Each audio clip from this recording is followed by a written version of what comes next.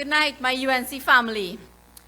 Thank you very much for tuning in on this rainy evening here to our virtual report, where we bring the facts and the issues to you in an effort to keep you informed about the very serious and troubling developments taking place in our country now under the watch of the People's National Movement.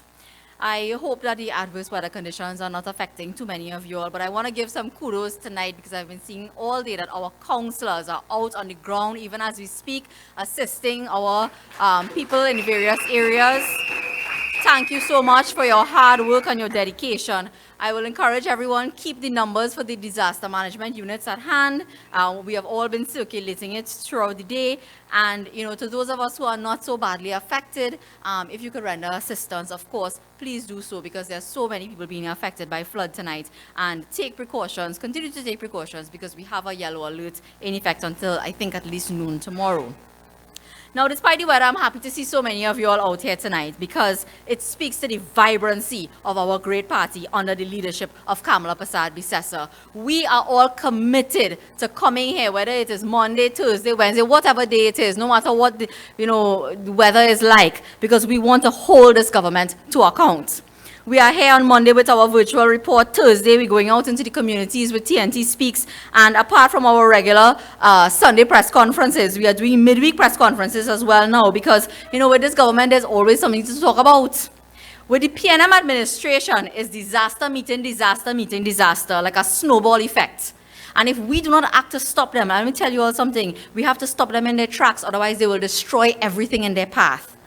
When we were faced with all the vaccine acquisition fiasco and locking out of citizens and all the laws that were being struck down in Parliament, and I had an expression, I used to say, incompetence meets arrogance. But now I have a new one. It is deception meets distraction, because that is what they are about. They are about bringing deception. They are governed by deception, but they will create any amount of distractions so that you do not hold them to account and that you do not get rid of them. Many of them have serious allegations hanging over their heads. They feel they could distract you with race baiting and all kind of other antics, and that they will hold on to power by doing so. But the time has come, my brothers and sisters, to tell them what? Tell them enough is enough.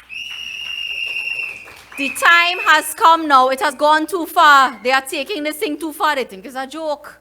So the time has come for us to rebuild and restore Trinidad and Tobago to a state of equality and prosperity and good governance under the leadership of Kamala Persad-Bissessar. There are many of those out there, the naysayers, they want to say what the opposition is working and what the UNC doing and all of that. I want to just give you a short synopsis tonight, and this is just in the last month, I think. But if it wasn't for the UNC, under the strategic leadership of Kamala Persad-Bissessar, you would not have known that this government lost a $1 billion arbitration against OAS for breach of contract. They hid that from you. We had to expose it. They wanted to distract with talk about amendment contract, but I have nothing to do with the reason why they lost. You would not have known, had it not been for the UNC, that the Attorney General is disqualified from representing this country in a court in Miami because they did not believe his sworn evidence about his role in the Piarco Airport inquiry, which took place in Trinidad when he was an attorney in private practice. Had it not been for the diligence of Kamala Persad-Bissessar and her team, you would not have known that the AG's sworn evidence in Miami contains things that are patently untrue, and you are going to hear more about that tonight. Now, I know that they have some, in my profession, some of them junior counsel like to play senior counsel, but first time I see a senior counsel playing junior counsel. First time I see a senior counsel playing, he was junior counsel. Shameless. And of course, if it wasn't for the UNC, under the leadership of Kamala Persad-Bissessar, who always, it rings in my head like a memory when she tells you, stand strong and go brave. But had it not been for the UNC, you would not have known that Special Branch, Anti-Corruption Investigations Bureau, and others had an MP and his suite of family businesses under the radar since 2019, or maybe even before that. But when we do our jobs and we raise these issues in the public interest, because it is you that put us here to do this, when we bring to you the proof, when we pose questions to them to bring transparency and accountability to governance in this country, they want to run the courthouse for injunction. They want to gag me. What a joke. What a joke. This government had stand up in the parliament talking about whistleblower. I just had to blow whistle on them. They want to go for injunction. Well, I could tell you something, whistleblowing hard all over this country, so you better watch all yourself. Or you go live in the courthouse now for injunction application. Minister Cummings, I want to tell you something. You cannot shut me up.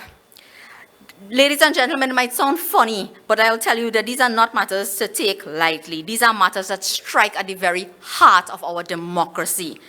There's something special about the Constitution of Trinidad and Tobago. It is unlike other Caribbean constitutions. You don't just have a right of freedom of expression. There's a separate and distinct right that the framers of our Constitution put in there that says the right to express political views. And that is something that Keith Rowley and the PNM want to get rid of. Our former Chief Justice Sharma, he very famously talked about the freedom to express political views, and he said that that is promoting free political debate is important and a feature in any free and democratic society. But brothers and sisters, the PNM are hell-bent on destroying free and democratic society as envisioned by those who wrote our Constitution when we became a republic. Rowley, looking next door in Venezuela, who he went to Los Angeles to advocate for, and he liked what he see over there, so he's trying to bring that over here too and destroy our democracy. They subscribe to what is called the Code of the Cosa Nostra. You remember when Rowley talked about the PNM, he compared the PNM to something called La Cosa Nostra, which, if you don't know, is a well-established mafia organization. They are proud that their party operates like an organized crime syndicate. Let me remind you of what he said. Actually, run the video. We have it. A code, a mafiosi code. We keep each other's secret. It's only when you break rank, you go there and expose us, and for that, we're going to kill you politically. It's the code of the Cosa Nostra. As long as we stay together, we will survive together. And we agree not to breach the code of secrecy. Secrecy. That is what they are thriving on. They thrive on secrecy. Now make the connections, connect the dots between the behavior of Rowley and his cabinet and the issues affecting this country. When we exposed last year the scandalous behavior of senior officials who interfered with the independent operations of the Police Service Commission, they relied on the Code of the Cosa Nostra to hide the true intent behind those dastardly acts. Most people looking on at the times about meritless something, they say, well, that's Gary Griffith business, we don't want to know about that, that's his problem, not mine. But today you have a situation where an acting commissioner of police cannot and will not say what happened to a special branch report from 2019. The report didn't fall from the sky. In 2017, there were residents from Couva area complaining very bitterly, and still today complaining to me. My mailbox overflowing with complaints. But they complained directly to the media that lands that they had been occupying, a senator came to talk to them at that time in 2019, and then the lands were bulldozed. And Minister Randall Mitchell, like he didn't get a memo about the Cosa Nostra. I heard an interview with him on TV at that time saying that HDC must investigate because that is and he used it was a trespass against the HDC. Well, he's a lawyer, so he know about them thing, right? But like he didn't know about the Cosa Nostra code because they moved him out of that ministry not too long after that. Now, if the special branch went on to collect evidence that named someone who was a senator, the intelligence, let me be clear, intelligence from Rowley, and so on, what was the TTPS doing? Have they buried the report? They're not acting on the Judith Jones report either. Is all of that is part of what? The Code of the Cosa Nostra? Who are you protecting? So when you have interference at the level of the Police Service Commission and the appointment of a Commissioner of Police, you see the trickle-down effect, ladies and gentlemen, on what is happening today in our country. Now, if you were following the attempt by the minister to injunct me and stop me from speaking, you would also know that I had documents from a whistleblower about something called a production order. And I didn't make it public, but it made its way into the media. And I want to remind you about the FIU flagging $4.4 million deposits. Ladies and gentlemen, if you don't know what it is, a production order is, let me tell you, it's where the police will go to court and get an order to tell you produce documents because they are investigating financial transactions. And the application wasn't made by special branch. It wasn't made by, so it's not intelligence that Rowley could try to trivialize. it was made by the ACIB, whose role and mandate is to investigate allegations of corruption against government officials. So all this distraction that they're trying to come with, I read in the newspaper, he's saying, well, he left the company when he came into office, and his lawyer, Mr. Scotland, coming to say, well, nothing is before the court for him, because the company is a separate and distinct legal personality. You know, all of that pussyfooting around the issue. At the end of the day, ACIB doesn't investigate private companies and their financial transactions with their private bank. ACIB investigates corruption by public officials, and there's an ongoing investigation that we have now forced them to admit is ongoing, yet Rowley refuses to act in relation to Minister Foster Cummings. They think they could jump on a platform and say, Kamla, Sushila, Prasad, Bisesa, kyak, and that is going to, distract you from these types of issues. But all of them have questions to answer, and none of them belong there. When Rowley talked about school children behaving like hyena and so on, he wasn't thinking about those two poor excuses that he's putting in front of the children of Trinidad and Tobago, behaving even worse than that. What do you expect from people of Trinidad and Tobago when Camille Robinson Regis and Laurel Lezama Leasing display that type of behavior to the public? What do you expect from our school children? That is the question you have to ask tonight. I want to ask him if he thinks that the person he puts in charge of youth development should be someone who the police has cause to investigate. And you know what is so interesting? When I revealed the contents of that special branch report, the then Commissioner of Police immediately said that he sent the report on to Keith Rowley. Minister Cummings is saying that he doesn't know anything about the report, and if it's authentic, he's trying to verify, so he's written to the Commissioner of Police. So it's either that Minister Cummings and his legal team are saying that a serious thing like this, Rowley never showed him the report, Rowley never asked him about the report. He didn't say, well, first of all, where's that one? I mean, it's either he, Minister Cummings, is attempting to mislead the court, or Rowley just did not care, and he really taken the secrecy Cosa Nostra business to heart. Because that is a different level of secrecy. They are really protecting each other at all costs. And I don't care, they really they don't care about who gets in flood out right now. They come to distract you with some, local government bill that accomplishes nothing.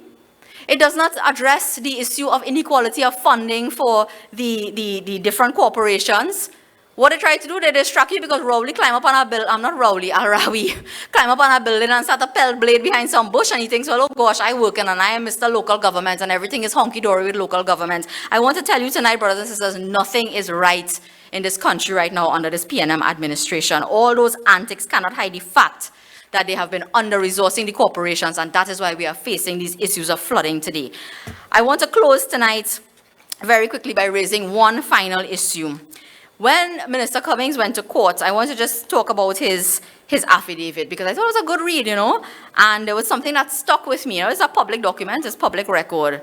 But he mentioned something here when he went to get his injunction. He said, the nature of my position requires the highest degree of trust and confidence to be maintained in the management of public funds received to carry out my role in providing service to the people of Trinidad and Tobago.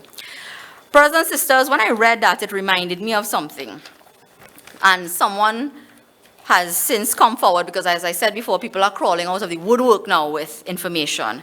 Back in 2014, the UNC raised an issue about the slate being put forward by Keith Rowley, and it was reported on a blog called Jyoti Communications, and it said that, whether or not they was asking whether or not someone on Rowley's team was disqualified from a tertiary level institution for plagiarism.